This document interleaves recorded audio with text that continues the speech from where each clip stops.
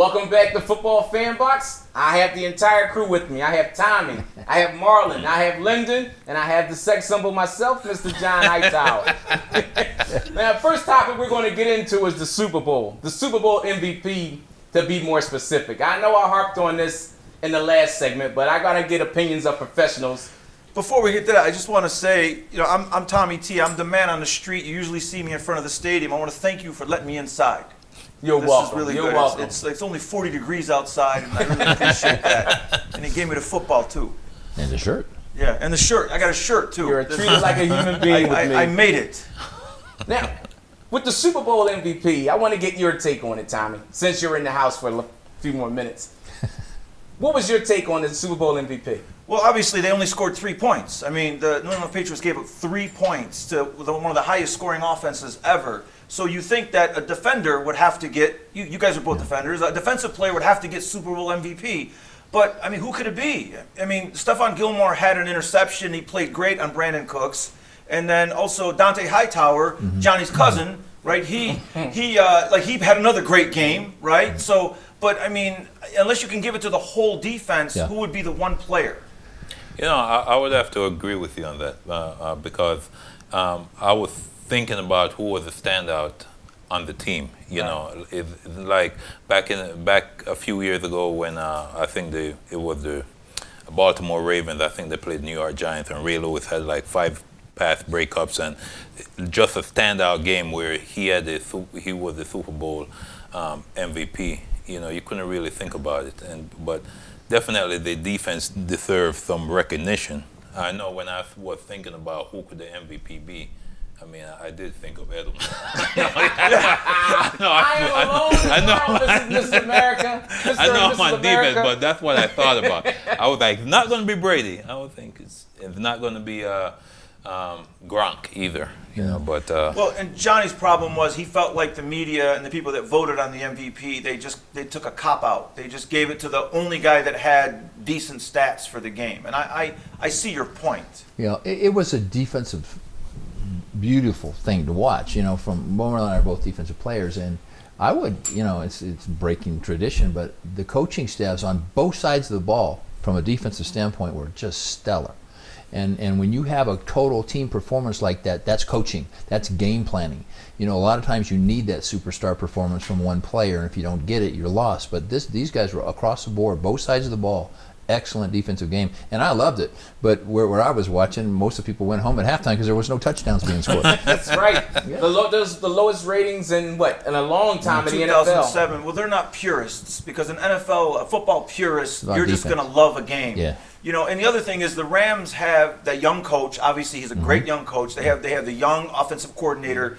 But the guy that kept him in the game was the old Wade Phillips, the guy that's been around as long as Belichick. Yeah. So it was the two old timers that were actually dominating that game. Yeah, it was a chess match between those two, and it was fun to watch for me. And that's how we all saw it, ladies and gentlemen. I want to get into the next segment is defensive penalties. With all of rules that they make for the offense, that amplifies my point even more, but we're past it and we're moving on. How do you see the game in terms of defensive penalties? What do you think you would like to see change? Well, I think I like the fact that they're taking care of the players and they want to ensure player safety, but sometimes they go a little bit too far, especially with the quarterback, the roughing the passer. And one thing that stands out, I mentioned earlier, Clay Matthews. And Linden was attest to it, that changes the entire game for the entire season. It makes kind you of deflated gun-shy, him. People are watching you if you're a big name like him, and he goes out, and like you said, it was a minor thing, and it changes the way your aggression level, I guess is what I'm trying to say, because you don't want to be the guy that's going to get the 15 yards and hurt your team. And I know on Monday the coaches is harping on it and be like, we don't want to take away from your aggressiveness, but we want you to get sacks too. Yeah. And then it's kind of like when exactly. You kind of get caught up in the middle, like, do I go? You don't really get the green light to go after it because also those penalties hurt, too. There's flagrant, violent plays that anyone can see, but they're trying to take all injury out of the game because these guys are worth so much money now. But if you noticed in the Super Bowl, they were backing off a little bit. They were letting them play because they were getting some thumps on the quarterback. Yes. And nobody was calling. Well, Aaron Donald threw Brady down like a rag doll, right? I mean, he rolled 15 yards away, and we're all looking for the penalty. Right. And also, the last straw for the NFL was last year when the Anthony Barr, the linebacker for the Minnesota Vikings, he put all his body weight on Aaron Rodgers and put Aaron Rodgers out for the year. And the NFL is like, we can't have Rodgers being out for the year or Brady being out for the year. Yeah. So, Yeah. you know, these guys are treated like, you know, A-list movie stars. But then on the other side of the ball, you got, you know, the penalty with the Rams that got them into the Super Bowl. That was the most flagrant double penalty I've ever seen in my life. Yep. And he knew it. He was beat. And he just said, I'm not going to let you give up a touchdown, I'm taking the guy out. And he jumped up looking for flags. Mm-hmm. You know, That's right. Yep. So, Nickel Roby Coleman. And so, of course, just only the way the NFL can do it, the first penalty of the Super Bowl was on Nickel Roby Coleman. Oh, I That didn't was realize the first that. penalty. wow. Yeah, he face planted the running back. And that was the first penalty. They said, okay, we didn't get you last game, we'll get you first. Only the NFL does that. Oh, yeah. That's funny. Talk about a makeup how did call. I miss that one? I tell you what, all hell would have broke loose if the Rams would have won because because of the way the Rams got into the It'd game. be like that wind-assisted home run, you know. There'd be an asterisk next to the hoop. Forever and ever. I had Marlon on my radio show last week, and I said, you know, the Seattle Seahawks are famous for having the 12th man, which is the fans, right? That's their 12th man. And the Rams had the 12th man, which was the referee. Like, the referee travels with them wherever they go. Like, he's their That's guy. the guy. We're sorry, New Orleans. It's all love. It's all love. Yeah. Last topic we're going to get into is Mr. Gurley. For me, and I ranted about this last segment again, and I apologize, but you have to run Gurley. You have a superstar, a once-in-10-year athlete. You have to run him till he can't run anymore. And I had to get your takes on it since I have you here. Mm-hmm. Well, I don't know what his medical condition is, and he's a franchise player. If you're in the Super Bowl, if you're going to use him, if you can, but if it's going to hurt you down the road, you don't. So if I don't have all that information, I don't feel I can really make a judgment. But it seems suspect. That's all I can say. Yeah. Makes sense. If it's an injury, then it makes sense. But they went out on a limb to say there was no injury. Well, that's they're never going to say you're hurt. You're never going to give that away before the game because they can game plan it. Gotcha. Yeah, you can definitely get Lyndon, I do have his medical information. He's injured. He got a strained quad. He strained the third or the fourth quad. I mean, he's injured. There's no way that guy's not injured because Sean McVay is a good coach. We all know that he did a fantastic job. He got the ball 10 times. I mean, you guys are linebackers. Do you want to see Gurley coming through the line, or do you want to see him throwing like a dump-off pass to the tight end? No. But I'll tell you this, Gurley wants to play more than anybody, and he's played 10 plays maybe. Every play he went in there, he was seeing more and more pain, more and more risking what he had. You have to, when you're in the Super Bowl, you do everything you can, and if he's not in there, it's for a reason, and I would love to see him on a talk show give his story, because has he said anything yet? No, he just gives the company line. He said, "Nah, man, that's just the way the game played. This is the way the game played out." Well, I know that the way the Rams offense has been without Gurley, and you could see that the quarterback definitely struggled during the Super Bowl because he was like a key component of the offense throughout the entire season. Right. And you can see that that was one of the reasons why they are where they are, and probably as they went into the playoffs, you can see that the play decreased more and more. So I think, I don't know, just we don't know what the issue is, but if you have your all-star running back that has been being so productive throughout the year, that's been helping you win, I don't see you giving him 10 touches in the Super Bowl. I know I said that was the last question. Well, I lied. Get over it. My next question is, have y'all ever played with an athlete who they said, no, you can't play because we're saving you, and the athlete had enough cachet at that time to say, you know what, you don't tell me I can't play, I'm getting in there. Or somebody say, you know what, I'm sitting down and I'm not going to play because I don't feel 100%. Those are two different beats. That's what I mean. Have y'all ever had somebody who had that kind of cachet? No. You do what the coach tells you to do. Mm-hmm. That's what they're paid for, and you can't just run out on the field if they don't want You on the field? Okay. Just run out there. You can't do that. There's some instances where there's a player he wants to play so bad, Right. and the player don't want him to get in. The coaches don't want to get him injured, but they want to play so bad that sometimes they could be like, "I could go, coach. I could go," and the coach kind of leave the decision up to him, opposed to telling him that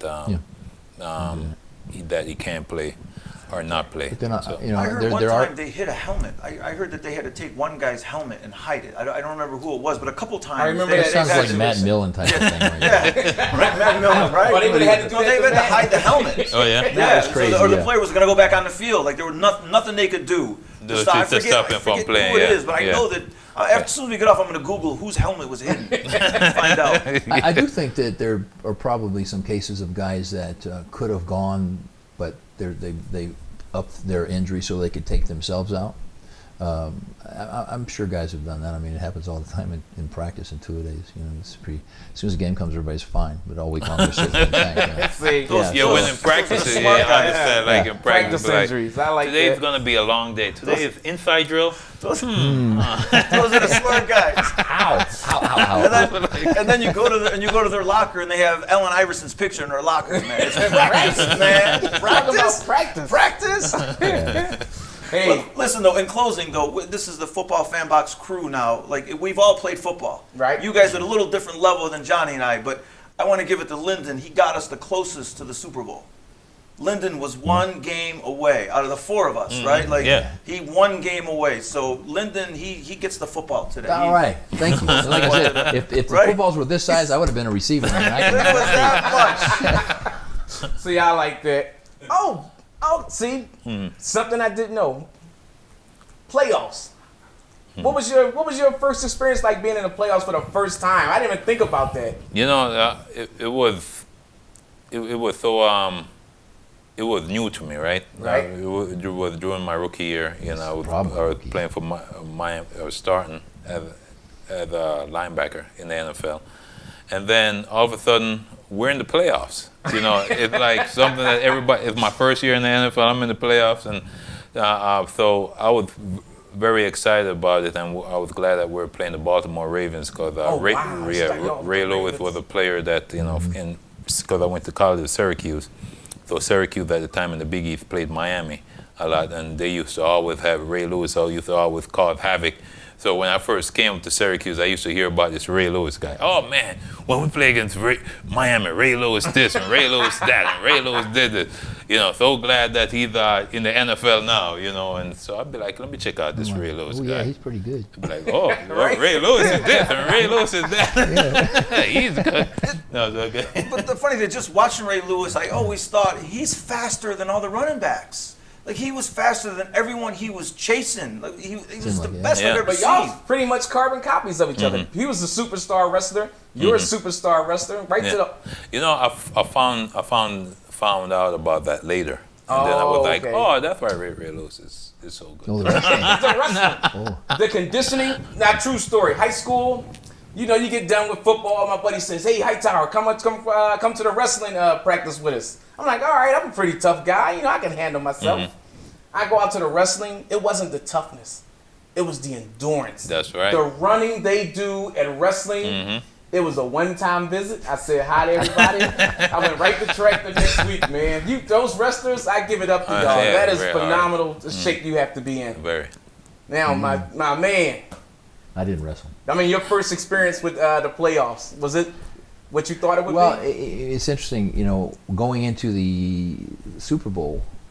I always look at the quarterbacks. If you're there for your first or second year, you got a problem because you cannot be proficient in an NFL capacity at quarterback with just a couple of years on you. There's so much you have to learn. We made it, you know, that 81 was my first year that we ran to the playoffs, and we went all the way, missed it by one game. It's surreal. I mean, it's a second season, and it has a whole life of its own. Everything is cranked up to 10. Practices, everything. And when you're young, you get nervous. You go out there on the when you're first time in a Super Bowl or playoff, you're looking in the stands instead of what's going on. It's like, wow, what's going on? After you've been there a while, like Brady, this is like practice to him. I wouldn't even have thought about it like that. I would not have even It's thought about it. almost cheating too, because you guys made it in your first year. So did you think, oh, we're going to do this every year? Oh yeah. We'll be in the playoffs every year, right? I'm telling you, the first what? year I was like, everybody talk about It's playoff. easy. My What's the first big deal? year was a big deal, and next year with no playoff. Next year, That's no what I playoff. mean. Yeah. Well, we're gonna get back there. No, Like, wow, it is hard. I never got that opportunity again Yeah, for the that's Super Bowl. Oh, I crazy. didn't know that. Yeah, it's like, No, that was it. it was it. Wow. The first year, these guys, you guys got teased, man. That's I'm not telling right. you. Man. You guys got teased, man. Well, Speaking of a tease, this is a tease segment of what you're going to see in the upcoming season of FootBall FanBox. So to everybody from Linden, Let me just Linden, I gotta say this. Morlon. Oh. You might like this. I went out to because you're from Philly. absolutely. Jerry Robinson. One more time? Jerry Robinson. You were Jerry. Nah. Linebacker. Linebacker. No, I don't Oh, remember you're not from Jerry. Philly. Everybody knows Jerry. But he only knows the offensive players. But he was From when they UCLA. played when Philly played Oakland.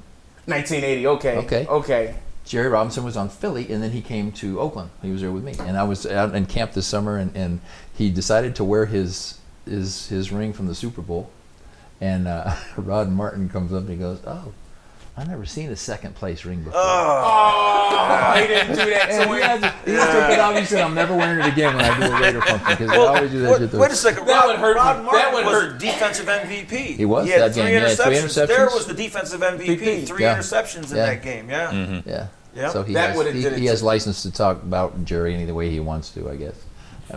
That would do it, my man. Yeah. So you guys got to come back during the Oh, yeah. season, during We'd love next to. year. You got to Right. keep making appearances Sure. on the show. You guys are Yeah. fantastic. Oh, Yeah, we thank got to you, get out thank with you. your kids too, man. Yeah, That's what it's all absolutely. about. Thank you very much for that.